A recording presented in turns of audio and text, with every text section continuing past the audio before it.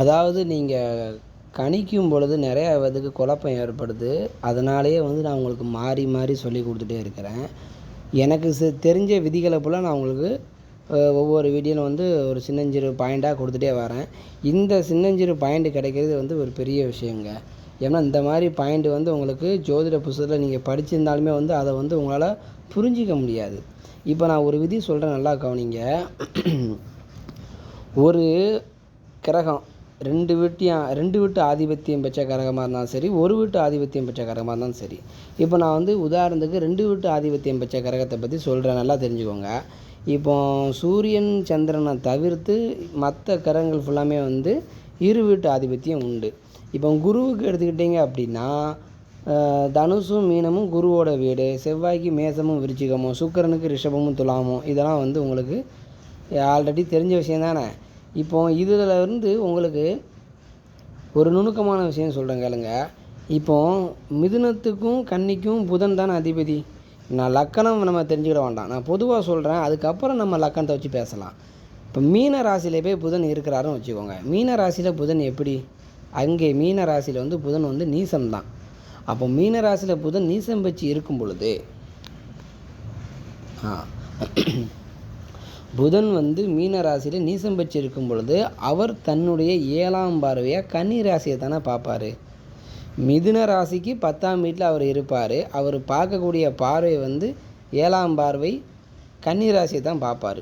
அப்போ மிதுன ராசியின் பலன்கள், கன்னி ராசியின் பலன்கள், 2 வீட்டு ராசியினுடைய பலன்களில் எந்த ராசி பலன் அந்த புதன் கொடுப்பார் அப்படின்னு பார்த்தீங்க அப்படின்னா கன்னி ராசி பலனை தான் அவர் கொடுப்பார். எப்படி கொடுப்பார்? அடுத்த வார்த்தையை நல்லா கவனிச்சுக்கோங்க. கன்னி ராசியின் பலனை அவர் எப்படி கொடுப்பார்? செதைச்சிருவார்.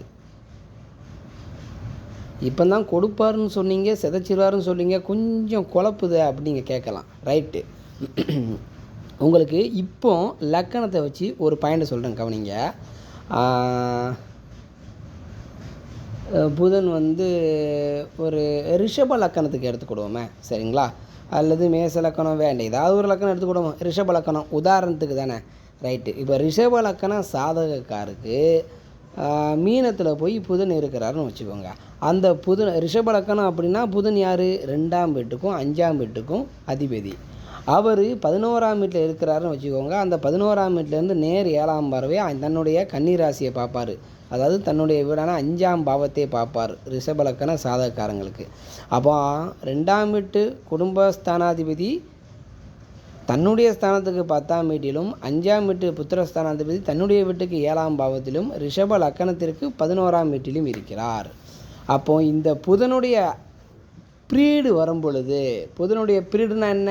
தசா புத்தி அந்தரம் வரும் பொழுதெல்லாம் ஒரு ஜாதகருக்கு இந்த மாதிரி ஜாதகம் அமைஞ்சிருக்குது, இப்படி இருக்குது அப்படின்னா அந்த புதனுடைய பிரீடு வரும்போதெல்லாம் 5ஆம் வீட்டு ஆதிபத்திய பலன்களை சிதைத்து கொடுத்து அதன் மூலமாக துன்பங்களை தந்து கொண்டிருப்பார். 5ஆம் வீட்டு ஆதிபத்தியம்னா என்ன? ஒரு 20 வயசுக்கு உள்ளார எடுத்தீங்க அப்படின்னா மேற்படிப்புக்கு 5ஆம் பாவம், நுண்ணறிவுக்கு 5ஆம் பாவம், குழந்தை பருவம்னு எடுத்துட்டிங்க அப்படின்னா பூர்வீகம் 5ஆம் பாவம். இதெல்லாம் பலன் எடுக்கும்போது எப்படின்னு பார்த்தீங்க அப்படின்னா இந்த 5ஆம் பாவம் அந்த ஜாதகருக்கு அடிபட்டு நெகட்டிவான பலன்களே நடந்து கொண்டிருக்கும் அந்த புதனுடைய பிரீடு நடக்கும் பொழுது. அப்போ 2ஆம் பாவ பிரீடு நல்லா இருக்குமா கேட்டிங்க அப்படின்னா 2ஆம் பாவ பலன்கள் இதுக்கும் அதுக்கும் சம்மந்தம் இல்லாத ஒன்று. 2ஆம் பாவ அதிபதி எப்படி இருக்கார் அப்படின்ற விதியை நீங்கள் பொதுவாக பார்க்கும்பொழுது புதனை பார்த்துக்கலாம். ஆனால் புதனுடைய பிரீடு வரும்பொழுது அங்கே பலன்கள் என்ன நடக்கும் அப்படின்னா 5ஆம் வீட்டு ஆதிபத்திய பலன்கள், கெடுபலன்கள் 11ஆம் வீட்டில் இருந்து நடந்து கொண்டு இருக்கும். அப்போ கெடுபலன்கள் 5ஆம் வீட்டு கெடுபலன்கள் என்ன? பையன் மேற்படிப்பு போக மாட்டான், பையனுக்கு பையனோ பொண்ணோ மேற்படிப்பு படிக்கக்கூடிய வழிமுறைகள் தடங்கலாயிரும், மேற்படிப்பு தட்டிடும், படிப்பில் ஆர்வம் இல்லாத நிலை வந்துடும். மேற்படிப்பு பெற்றவங்க ஒன்று நினைப்பாங்க, பையன் சம்மந்தம் இல்லாத ஒரு படிப்பை எடுத்து படிக்கணும்னு போய் அதில் ஒன்றுக்காகாத படிப்பை எடுத்து படித்து ஒரு அரியரு அல்லது ஃபெயிலு இந்த மாதிரி கண்டிஷனில் கடைசி டிகிரியோ அல்லது எதுவுமே கம்ப்ளீட் பண்ண முடியாமல் மேற்படிப்பு படித்த வண்ணமாகவே இருந்து போவோம். அதுக்கடுத்து 5ஆம் வீட்டு பலன்கள் என்ன? குழந்தையாக இருந்தால் பூர்வீகம் இருக்காது, இடம் விட்டு இடம் மாதிரி தத்து புத்திரனாக போகக்கூடிய அமைப்பு இருக்கும் அந்த குழந்தைக்கு. ஏன் தத்துப்புத்தன்னு சொல்லுங்கள்? பூர்வீகம் அப்படின்னாலே வந்து என்ன, அவங்களுடைய பூர்வீகம் வம்சாவளின்னு சொல்கிறோம் பார்த்தீங்களா, அந்த வம்சாவளி அடிபட்டு போகும். இதே வந்து குலதெய்வ சாபம் ஏற்பட்டிருக்கு அப்படின்னு பெரிய ஜோசியர்கள் சொல்லுவாங்க. ஏன்னா ஜோதிட மூல நூல்களை வந்து 5ஆம் அதிபதி கெட்டிருந்தால் குலதெய்வ சாபம் ஏற்பட்டிருக்குன்னு எழுதி வச்சுருக்காங்க, அதனால் அதை சொல்லுவாங்க. சரிங்களா? அப்போது லக்கண ரீதியாக நீங்கள் எடுத்து பார்க்கும் பொழுது 2ஆம் வீட்டு பலன் வேலை செய்யுமா, 5ஆம் வீட்டு பலன் சரி வேலை செய்யுமான்னு கேட்டிங்க அப்படின்னா, புதன் வந்து தன்னுடைய 5ஆம் வீட்டு தான் பார்த்துட்டு இருக்கிறார். அப்போ 5ஆம் வீட்டு பலன்கள் நல்ல விதமாக நடக்கும்னு நினச்சக்கூடாது. ஏன்னா அங்கே புதன் நீசம் பெற்ற கிரகத்தினுடைய பார்வை 5ஆம் வீட்டு கிடைக்கி அந்த புதன் வந்து 5ஆம் வீட்டை நசித்து பலன்களை கொடுத்து கொண்டு இருப்பார். பலன்கள் கொடுத்து கொண்டு இருப்பார் அப்படின்னா நீங்கள் வந்து நல்ல விதமாக கொடுப்பார்னு நினச்சாதீங்க. கெட்ட பலன்களை அவருக்கு கிடைத்து அந்த கெட்ட பலன்களை அந்த ஜாதகம் அனுபவித்து கொண்டு இருப்பார்.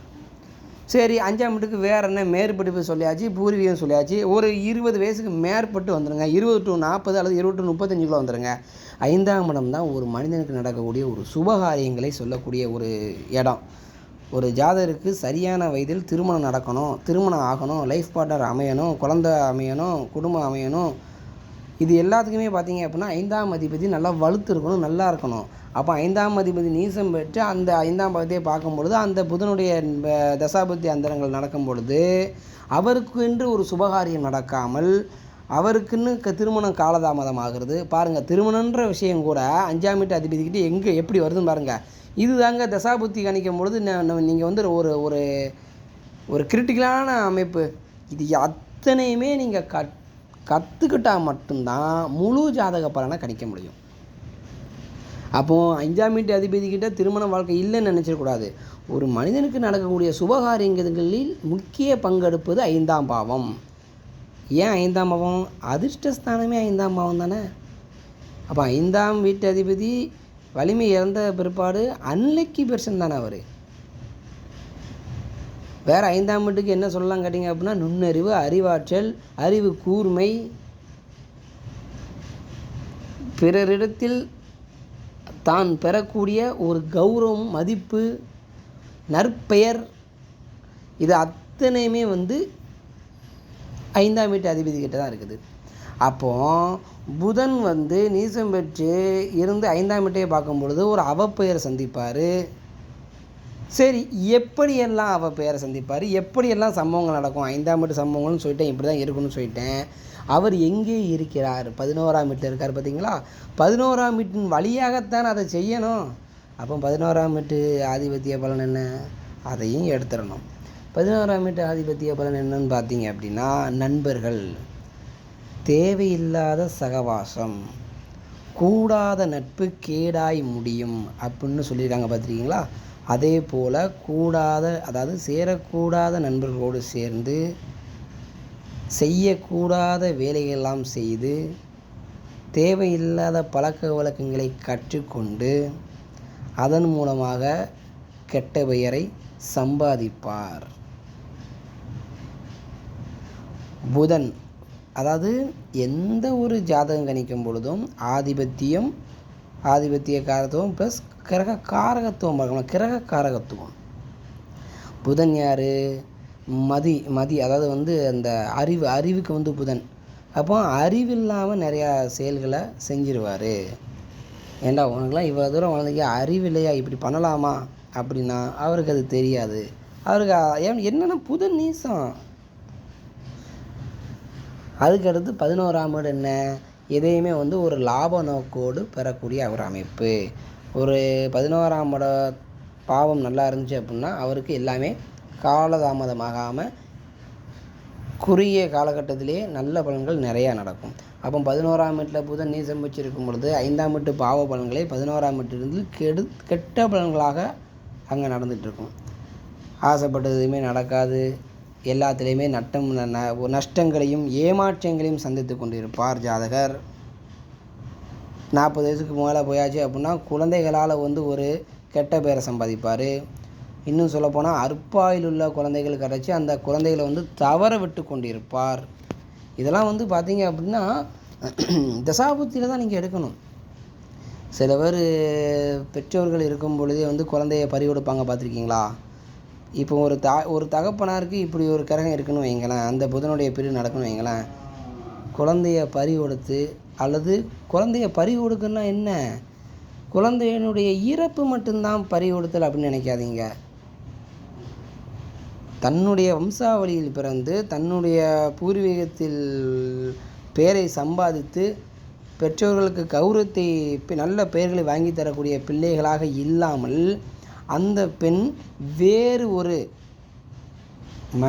ஒரு ஆணை விரும்பி தன் குலமல்லாது வேறு குலத்தை சார்ந்த ஒரு ஆண்மகனோடு காதல் புரிந்து அந்த பையனோடு திருமணம் முடித்து இவங்க பெற்றவங்களுடைய ஒட்டாமல் சேராமல் அப்படியே ஊர் உலகத்தெல்லாம் மறந்து அந்த பையனோடைய போய் வாழ்கிறது, இதுவும் ஒரு வகையான புத்திர தோஷம் தானே அந்த பெற்றவங்களுக்கு. அப்போ இந்த மாதிரி நேரம் ஒரு 40 வயசுக்கு மேலே ஒரு ஆணுக்கு 40 to 60 ஒரு வயசில் ஒரு ஆணுக்கோ பெண்ணுக்கோ நடக்க அப்படின்னா அவங்க புத்திர தோஷத்தை பெறப்போகிறார்கள்னு அர்த்தம். அப்போ எல்லோரும் நினைப்பாங்க, எங்கள் புத்திர தோஷமா, கல்யாணம் 21 வயசில் முடிஞ்சு போச்சு, 41 வயசு ஆகி போச்சு, என் பிள்ளை கல்யாணம் பண்ணி கொடுக்கக்கூடிய வயசில் இருக்கா, இப்போ வந்துட்டு புத்திரதோஷம் சொல்லுதாங்க அப்படிம்பாங்க. புத்திரதோஷமானது எங்கே வேலை செய்ய போகுது, அங்கே புதனுடைய பீரியடு வரப்போகுது. மகனோ மகளோ மகளாத்தான் சொன்னால் தான் இந்த இது கடுமையாக இருக்கும். அப்போ மகன் இன்னொரு பையனை கூட்டிட்டு ஓடி கல்யாணம் பண்ண போகிறா, மகள் இவர்களுக்கு இல்லை, இவர்களோடு ஒட்டக்கூடிய வாய்ப்பு இல்லை, இவருடைய பூர்வீகம் இவருடைய குலத்தோடு சேர்ந்து இருக்கக்கூடிய வாய்ப்புகள் இல்லாமல் அருந்து போகும். ஏன்னா 5ஆம் வீட்டு பலன் தானே புதன் செய்ய போகிறாரு. குடும்ப ஸ்தானாதிபதி நீங்கள் எடுத்தாலுமே குடும்பம் உடைய போகுதுன்னு அர்த்தம். ஆனால் மெயின் அங்கே 5ஆம் பாவம் தான், அது தான் வலுத்தி பேசக்கூடிய அமைப்பு அங்கே இருக்கும். இது 40க்கு மேற்பட்டு சொன்னேன். ஏன்னா சொல்லியிருக்காங்களா இதில் அங்கே முதுமையில் இதை எதை இழப்பது அப்படின்னு ஒரு பழம் இருக்க, குழந்தையில் தாயை இழப்பது, இளமையில் துணையை இழப்பது, முதுமையில் குழந்தைகளை இழப்பது மிகப்பெரிய வலி. அந்த வலியை ஈடுகட்ட முடியாதுன்னு சொல்லியிருக்காங்கல்ல, அதற்கு ஏற்றாறு போல் அந்த கிரகங்கள் தசாபுத்தி சம்பவங்கள் வரும் பொழுது, தசாபுத்தி நடக்கும் பொழுது இந்த மாதிரி சம்பவங்கள்லாம் நடக்கும். சரி, இப்போ நான் உங்களுக்கு உதாரணத்துக்கு சொல்லிட்டேன். இதே மாதிரி நல்ல பலனும் சொல்லணும்லா, இது நெகட்டிவான பலன் சொல்லிட்டேன், நல்ல பலன் அப்படின்னு எடுத்துக்கிடுவோமா. இதே ரிஷபலக்கணம் போட்டுக்கிடுவோம். ரிஷபலக்கணத்துக்கு அதே புதனை ஒரு நல்ல பாயிண்டில் வைக்கணும் அப்படின்னா, நல்ல பலனை தருது மாதிரி இருக்கணும் அப்படின்னா எங்கே வைக்கலாம் அப்படின்னு பார்ப்போமா. புதன் ரிஷபலக்கணத்துக்கு 10ல் இருக்காருன்னு வச்சுக்கோங்க. ரிஷபலக்கணத்திற்கு 10ஆம் வீட்டில் புதன் இருக்கிறார் அப்படி வச்சுக்கிடுவோம், கும்பராசியில். ஏன்னா ரிஷபலக்கணத்துக்கு 10ஆம் வீட்டில் நட்பு வீட்டில் இருப்பார். சனியோட வீட்டு புதனுக்கு நட்பு வீடு தான். 2ஆம் வீட்டு பலன்களை அந்த புதன் செய்து கொண்டிருப்பார். ஏன் 2ஆம் வீட்டு பலனை செய்வார்னு சொல்கிறேன், தன்னுடைய 5ஆம் ரிஷபலக்கணத்துக்கு 5ஆம் வீடான கன்னிராசிக்கு அவர் 6ல் மறைந்து 2ஆம் வீட்டுக்கு 9ல் இருப்பார். அப்போ 2ஆம் வீட்டு பலனை அங்கே அதிகமாக செய்வார். அப்போ நல்ல வருமானத்தை கொடுப்பார் அந்த சாதகருக்கு, நல்ல கல்வியை கொடுப்பார். வயசுக்கு ஏற்றார் போல் பலனுக்கு வந்துட வேண்டியதான். 20 வயசுக்குள்ளே படிப்பு, சப்போஸ் 20 to 35 வயசுக்குள்ளே அப்படின்னா சரியான வயசில் குடும்பம் அவருக்கு அமைஞ்சிரும். நல்ல ஒரு தன பிராப்தி இருக்கும், கொடுக்கல் வாங்கல் நல்லாயிருக்கும், குழந்தை பேரும் நல்லா அதாவது புத்திர பாக்கியமும் நல்ல விதமாக அமைஞ்சிரும். ஆனாலும் 2ஆம் வீட்டு பலன்கள் தான் அங்கே தலை தூக்கி நிற்கும். கொடுக்கல் வாங்கல், வருமானம், சேல்ரி இன்க்ரிமெண்ட்டு, வேலை, ஒரு நல்ல வேலை, அவங்க எதிர்பார்த்த வேலை, இன்னும் சொல்லப்போனால் அரசு உத்தியோகம், பதவி. ஏன்னா 2ஆம் வீட்டு பலனா 10ஆம் வீட்டிலேருந்து அவர் செய்யணும். அப்போ பதவி உயர்வு, பதவி 4 பேர் மதிக்கத்தக்கக்கூடிய ஒரு பதவியில் பெரும்பான்மையான ஒரு 4 பேர் சொல்கிற மாதிரி மதிக்கிற மாதிரி ஒரு பதவியில் இருப்பார் அந்த ஜாதகர்.